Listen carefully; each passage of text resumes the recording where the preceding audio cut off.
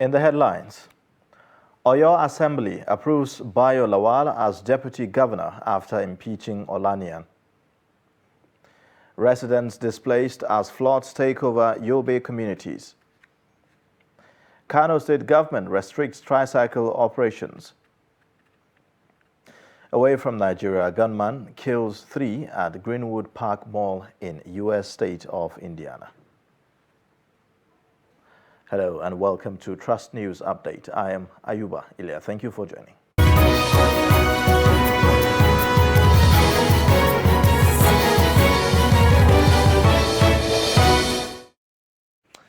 And now the details. The Oyo State House of Assembly has approved the nomination of Bayo Lawal as the state's deputy governor.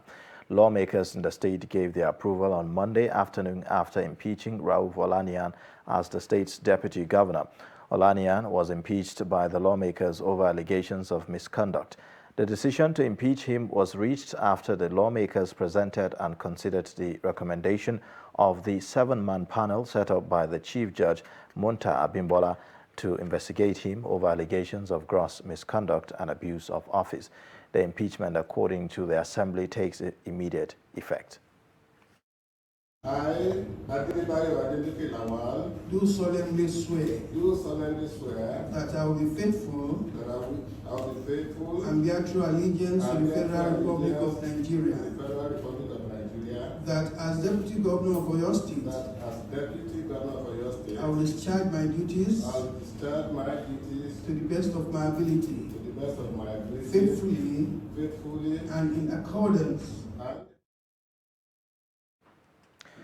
The Yariman Wazir in Gombe, Yahaya Hamari, has warned politicians to desist from engaging youth in political thuggery, popularly called Kalari, in Gombe State.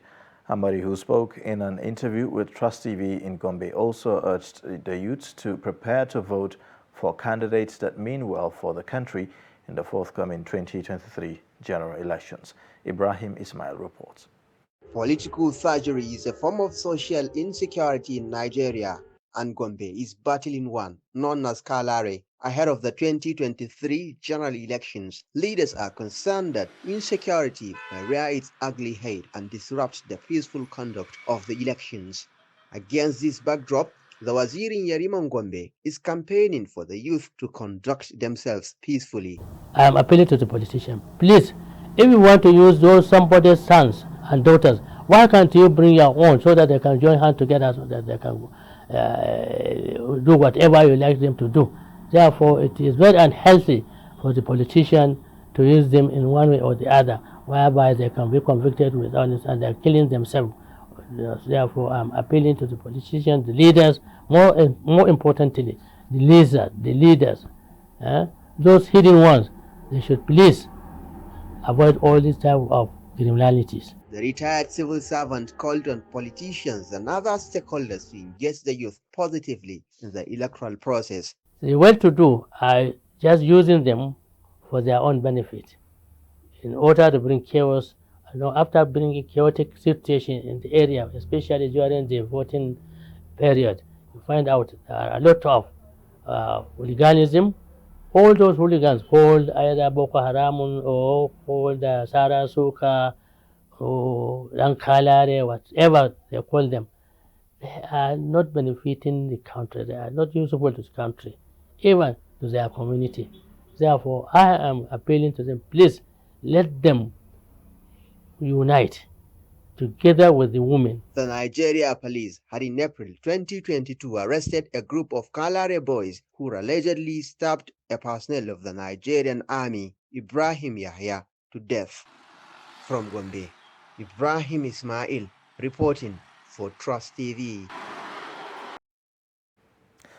The coalition of civil societies accredited by the Independent National Electoral Commission to monitor the just concluded governorship election in Osun State on Monday declared the election was credible and met the expected standard. At a press conference in Osogbo on Monday, the coalition urged all politicians in the state to accept the outcome.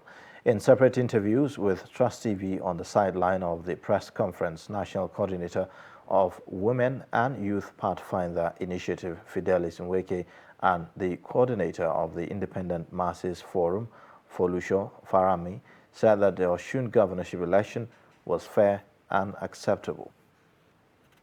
As a true reflection of the will of the people of Osun State.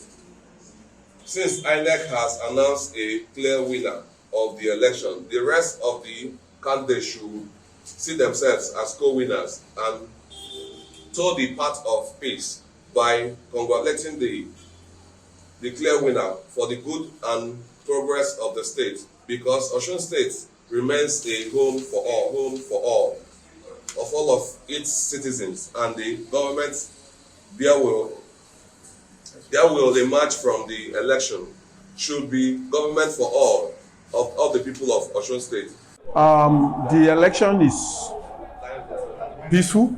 Credit must go to, first of all, we must give glory to God Almighty for allowing the election to go smoothly, although there are some little something, but that is very negligible. And we must give credit to INEC from the roots. Let me take it from the roots. We must give credit to the man that initiated electoral reform, late President Umaru Yar'Adua. And the electoral reform was completed was improved upon by President Goodluck Jonathan, Ebele Jonathan. So we must give credit.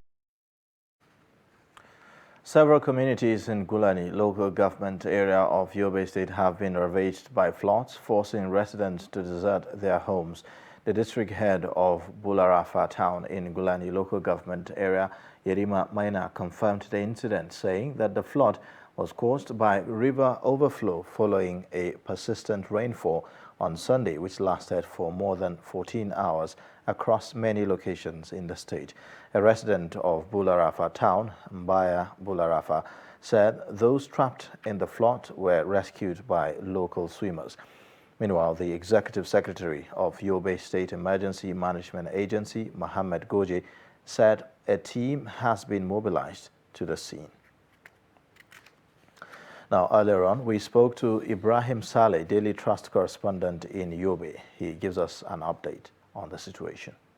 The people of the community have made a distress call with regards to flood incidents that happen in their various communities.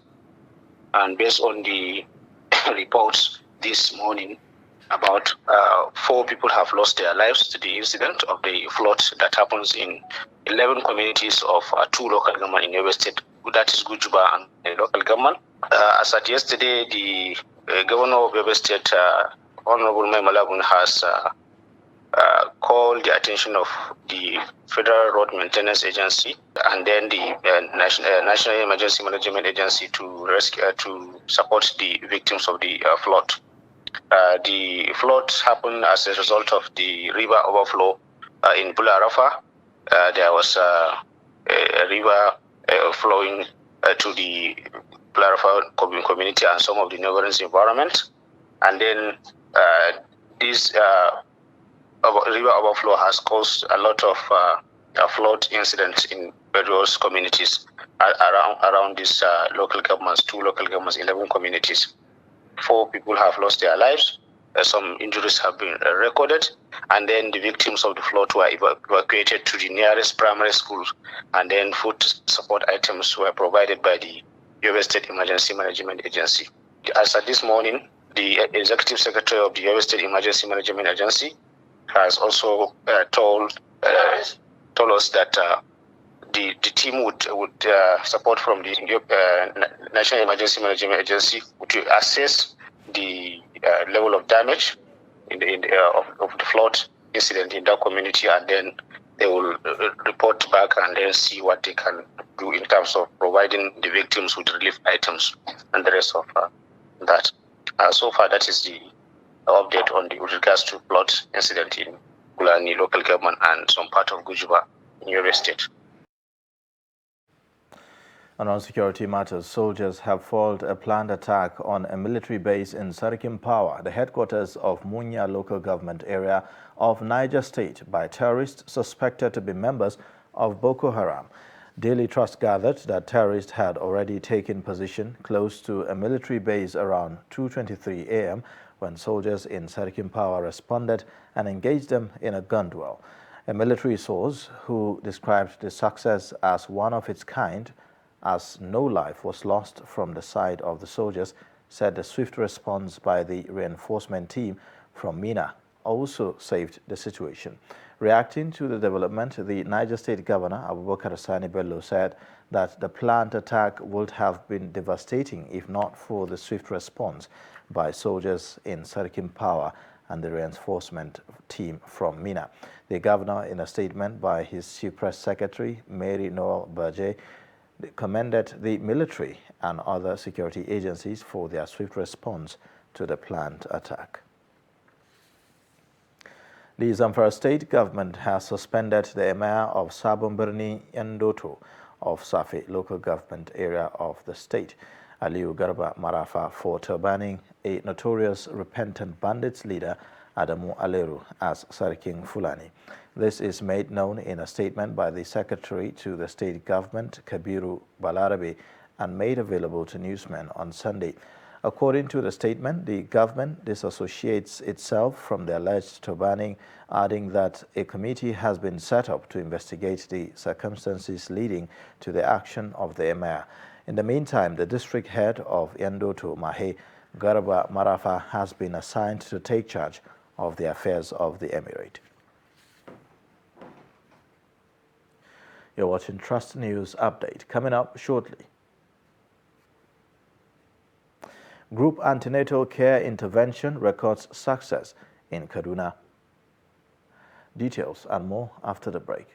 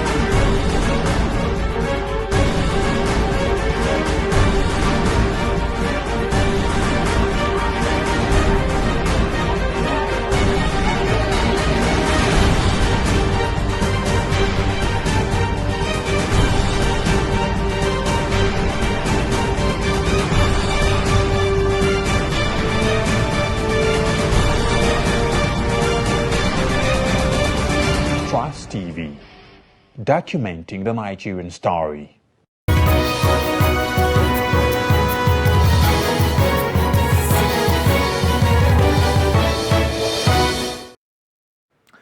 Thanks for staying. Here's a recap of our top stories. Oyo Assembly approves Bayo Lawal as Deputy Governor after impeaching Olaniyan.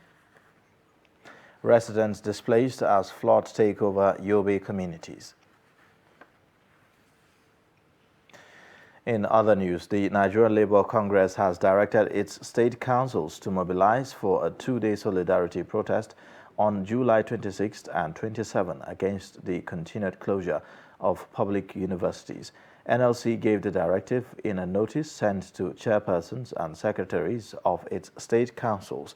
It said that the protest is aimed at pressurizing the federal government to conclude negotiations with the unions and ensure the resumption of academic activities in public universities. Meanwhile, former Nigerian Bar Association president and chairman of the body of benchers, Wole Olanipekun, said that the lingering strike by the Academic Staff Union of Universities should be considered a national emergency. Kano State Government has announced a ban on the operations of tricycles after 10 p.m.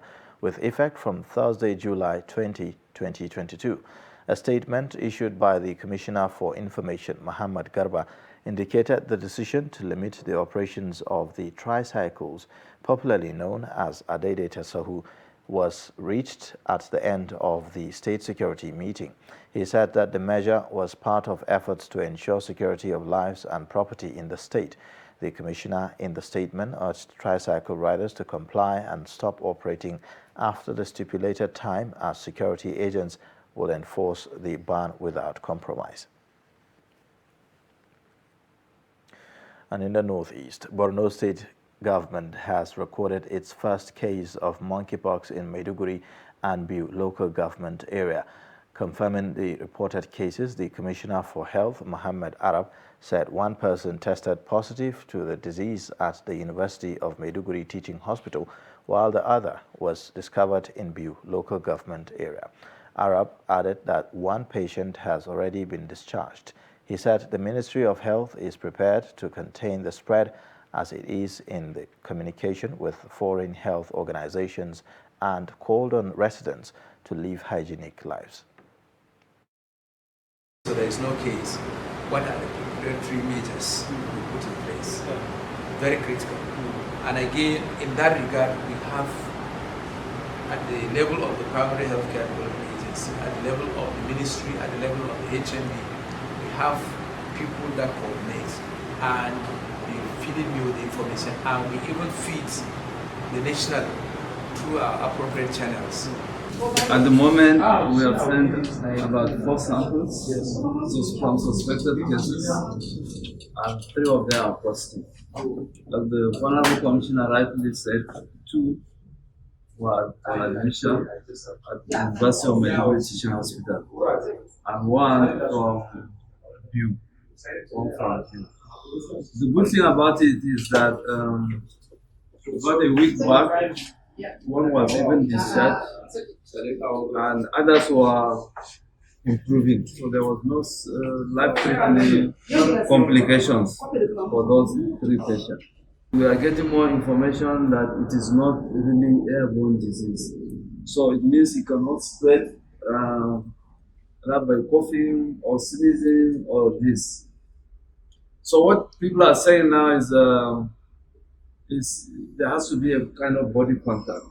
If somebody is infected and develop the signs and symptoms of monkeypox, and you are in close contact, like face to face, like a mother and a child now, face to face, then it's easy to contact. So you can say it's contagious, but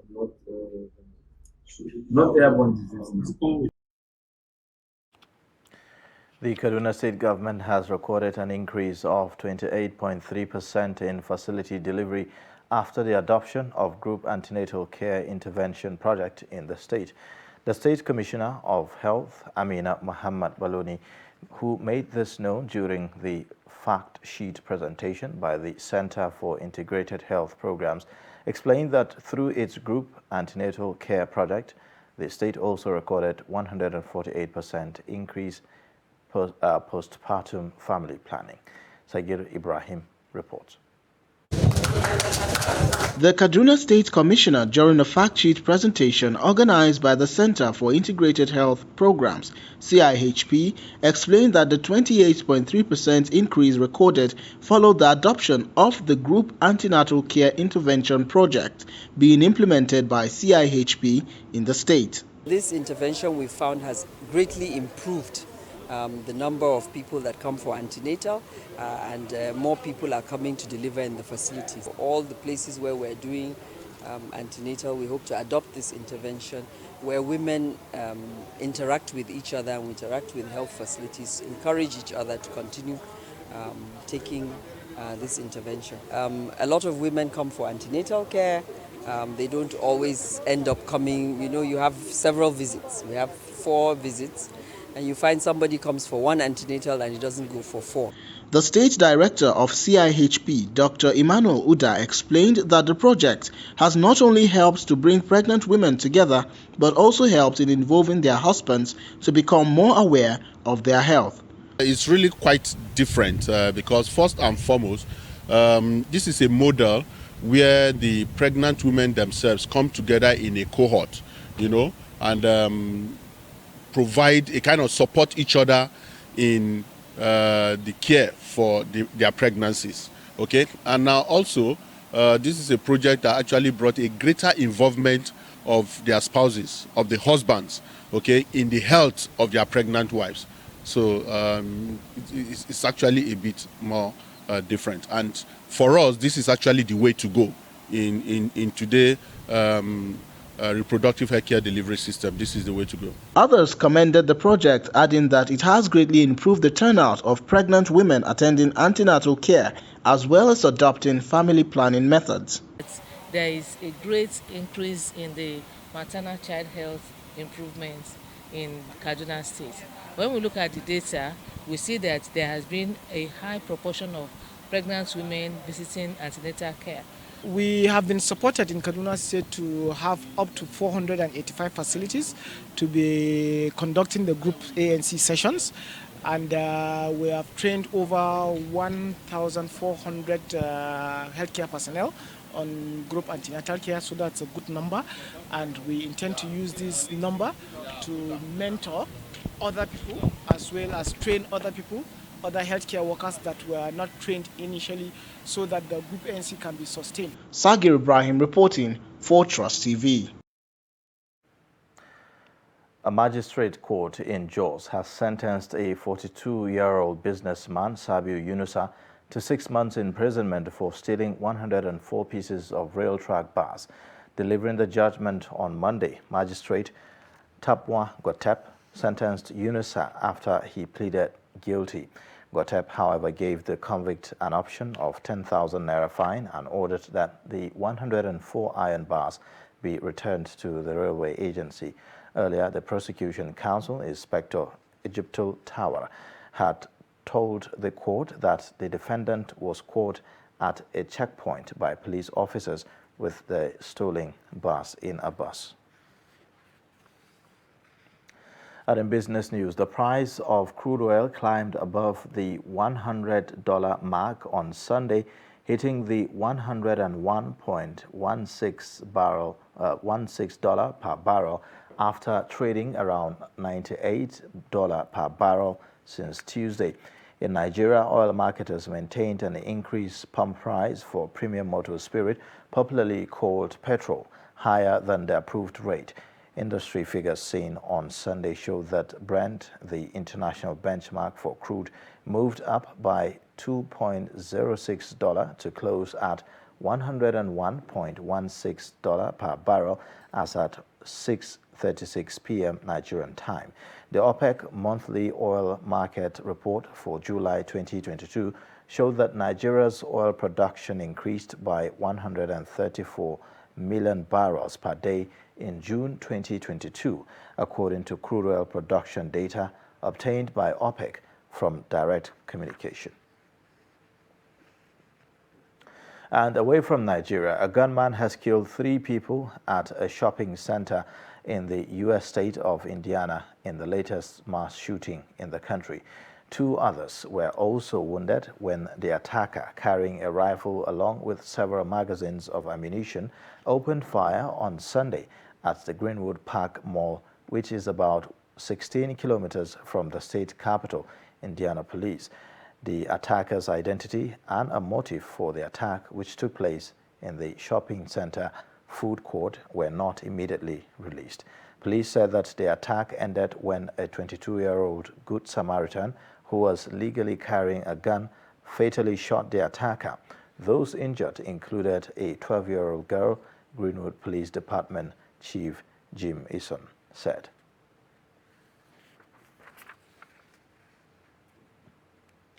And in sports news, Remo Stars have clinched a CAF Confederation Cup ticket on the final day of the season. Remo Stars consolidated 3rd place with a 3-0 home win over Niger Tornadoes, with striker Andy Okpe grabbing a brace. They will now join champions Rivers United and runners-up Plateau United, who will both feature in the CAF Champions League. Remo Stars are placed 3rd with 62 points from 38 matches, with Rivers United recording 79 points ahead of Plateau United, who have 67 points. One of Nigeria's famous clubs, Kano Pillars, will next season play in the lower league after they were relegated despite winning 2-1 at home against Shooting Stars.